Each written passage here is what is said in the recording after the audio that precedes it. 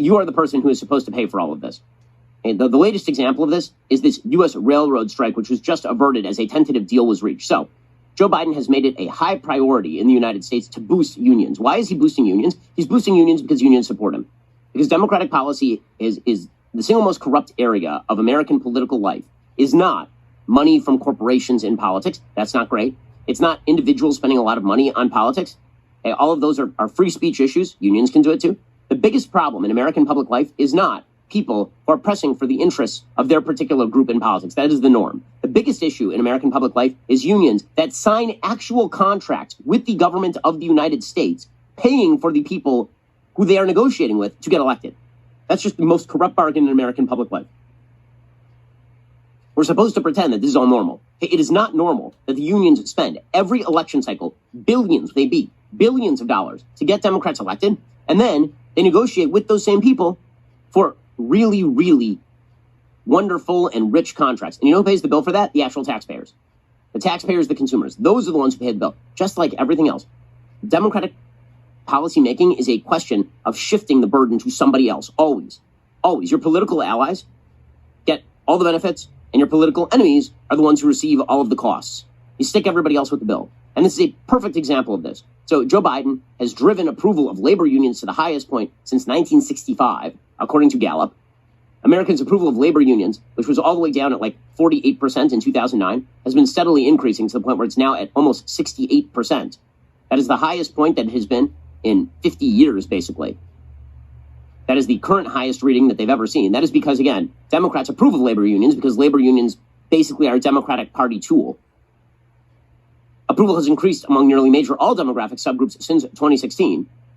One exception is labor union members. Their approval has been no lower than 75% since 2001. Currently, 86% of union members approve of unions, down from the recent high of 93% in 2019. Approval is relatively high among young adults aged 18 to 34, most of whom are not members of unions, by the way, and don't actually have to abide by union strictures, and those with annual household incomes under $40,000.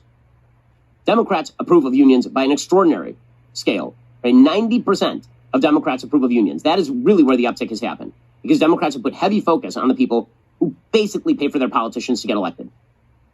That the approval rating among Democrats, you would imagine. I mean, it's basically like going to the Republican Party and saying to Republican voters, do you approve of billionaires spending money on behalf of your political interest? That's basically what the labor unions do. And what does this result in? It results in, prior to an election, unions can hold up the Democrats at gunpoint, and the Democrats will just give away the store. That's exactly what just happened with the railroads. So these railroad unions, and these railroad unions have been demanding things from places like Amtrak. Right? There's a lot of government involvement in the negotiation of these contracts.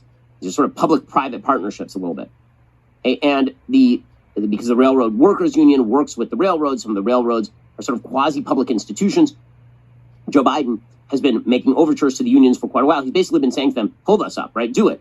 Tell us what you want. We'll give it to you. He's done it on everything from the teachers, where he's got Randy Weingarten, one of the most nefarious figures in American public life, a person who essentially kept children out of school for 2 years because she cuts directly against the interests of school children. She basically runs education policy at the Biden administration. You have labor unions that are running the ports that have contributed heavily to the supply chain crisis. And now, directly prior to the midterm elections, this was no coincidence, the railroad unions decided they were basically going to hold up the store. And the amount of damage that was likely to have been done if this railroad strike had happened would have been egregious, which meant that they had Joe Biden over a barrel. And Joe Biden was then going to hold all of the railroads over a barrel, all of the railroad owners and private-public partnerships and all the rest of this. How bad was it going to be? Well, the strike, according to the New York Times, would have exacerbated the congestion that has plagued American ports. It would have brought fresh pressure to bear on trucking companies, the most obvious alternatives for moving freight, as they complain they still can't find enough drivers. It would have stymied the movement of goods, just as politicians and markets wrestle with soaring prices for consumer products.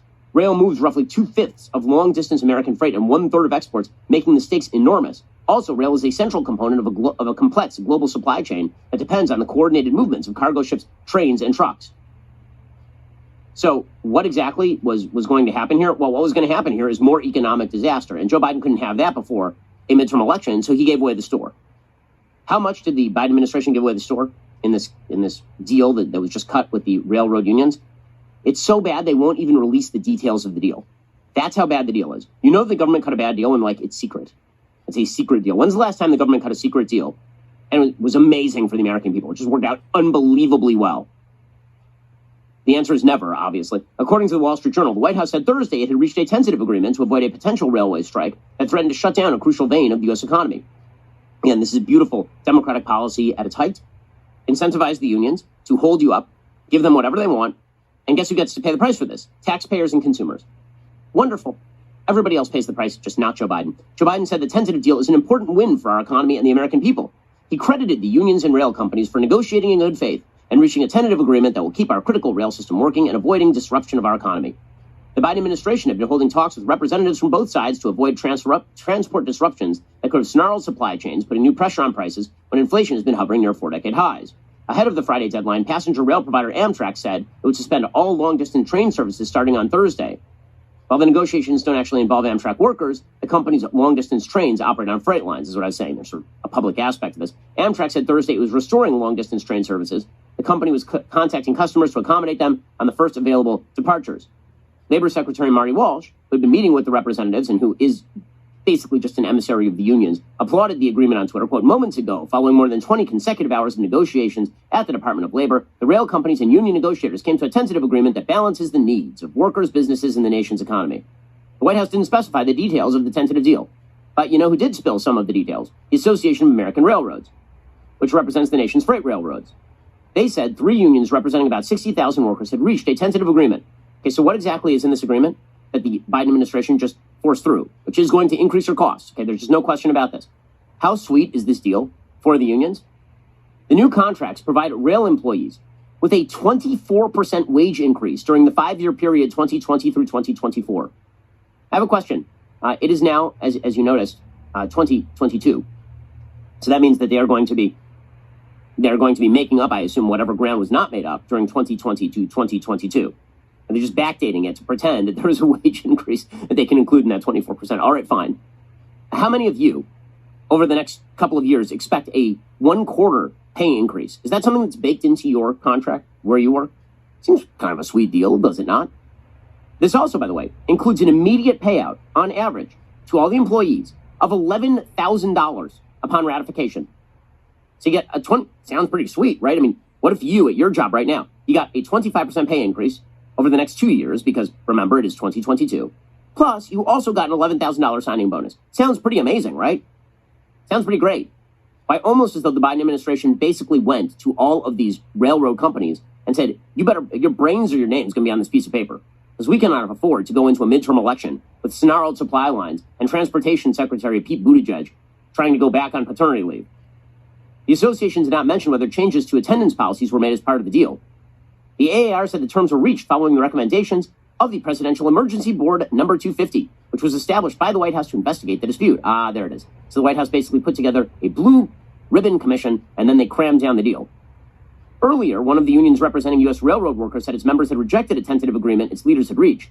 The International Association of Machinists and Aerospace Workers, or IAM, had said its 4,900 members had voted to reject an agreement reached with the biggest U.S. freight railroads as part of broader negotiations. A central dispute was over attendance policies and unscheduled days off if workers or their family members got sick. 2 other labor unions had also raised the issue and were seeking to include changes to attendance policies in the talks. So now these agreements are going to go back to the unions for a vote. Under the deal, the parties agreed to a post-ratification cooling-off period expected to last several weeks.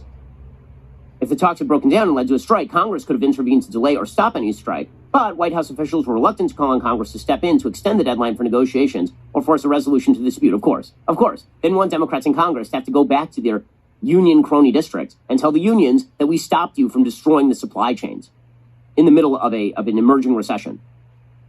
Nancy Pelosi, the House Speaker, she said Congress stood ready to take action, saying that it had the authority to ensure the uninterrupted operation of essential transportation services.